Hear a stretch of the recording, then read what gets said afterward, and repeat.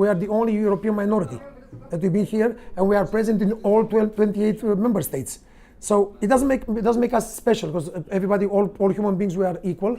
But I think it's our right to earn this title.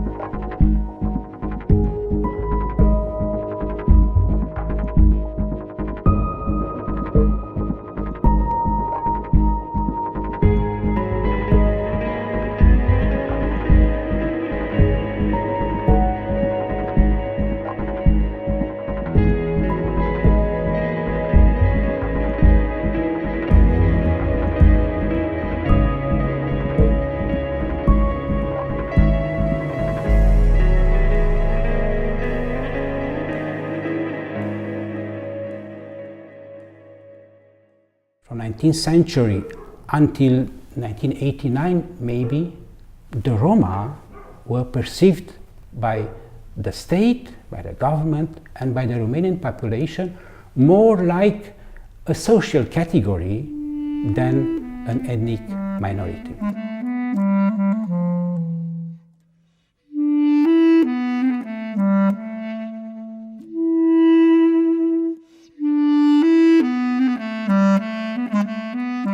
Puținii romi care s-au mai întors din Transnistria nu au fost compensați pentru pierderile lor, nici imediat după război, nici chiar în prezent.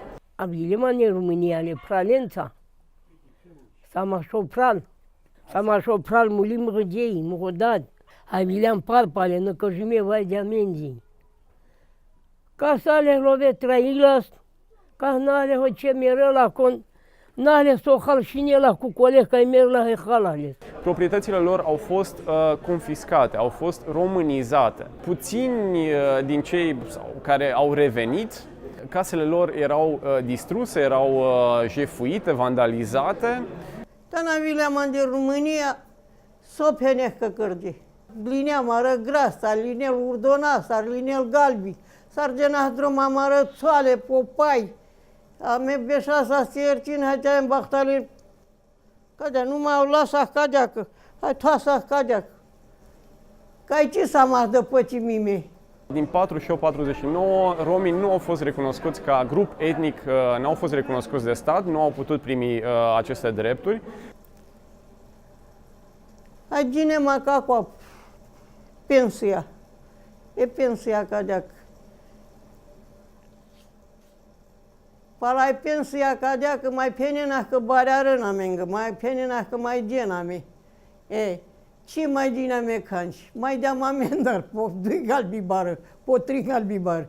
Despre Holocaust în spațiul românesc, cel puțin în perioada comunistă, nu s-a vorbit mai nimic. Despre rom cu atât mai puțin. Abia după 1989, cei puțini rămași încă în viață, deci după deportări, după cei 45 de ani de comunism, au putut încerca să-și obțină drepturile, dar, din păcate, deși romii au fost deportați de statul român și responsabilitatea este în primul rând a statului român, aceste drepturi nu au venit. Romii ar trebui să se organizeze mai bine și să transmită celorlalți un mesaj foarte clar că una din principalele probleme cu care se confruntă romii în România este rasismul și discriminarea.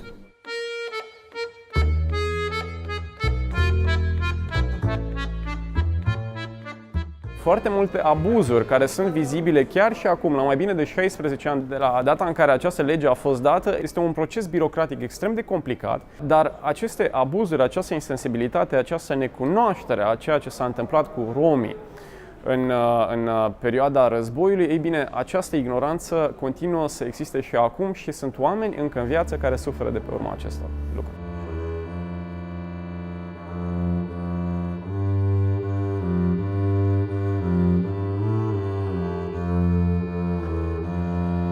The situation of housing is one of the worst, not only in Romania but throughout Europe, as there are a lot of forced evictions.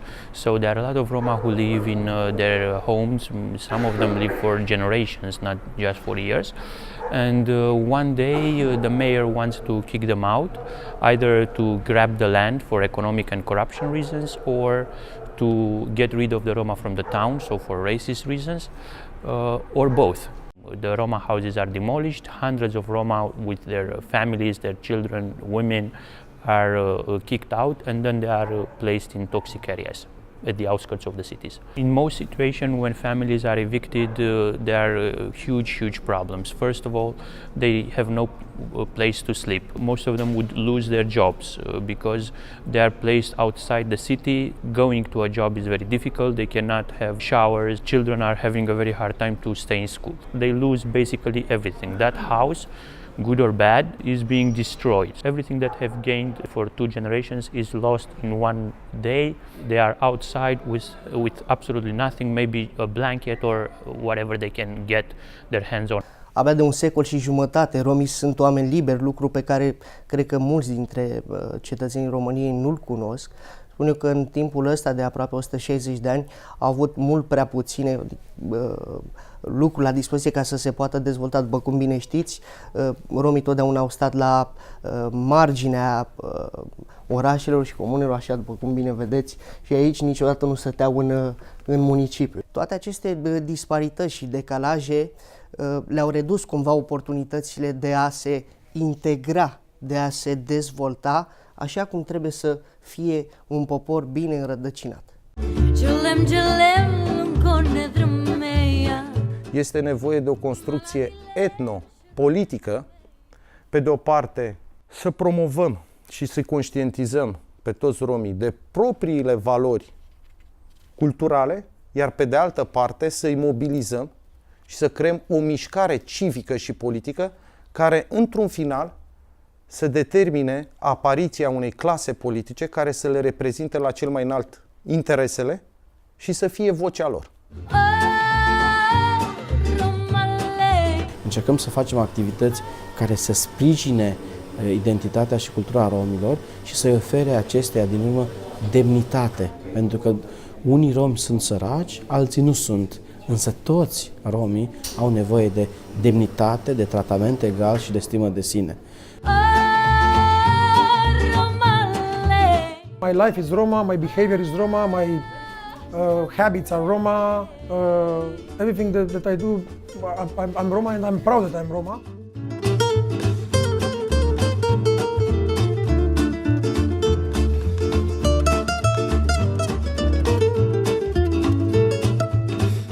I think discrimination or hatred, it's one of the instincts of human beings, and that is inside. So you have to be educated not to discriminate. So I think we have to educate people not to discriminate.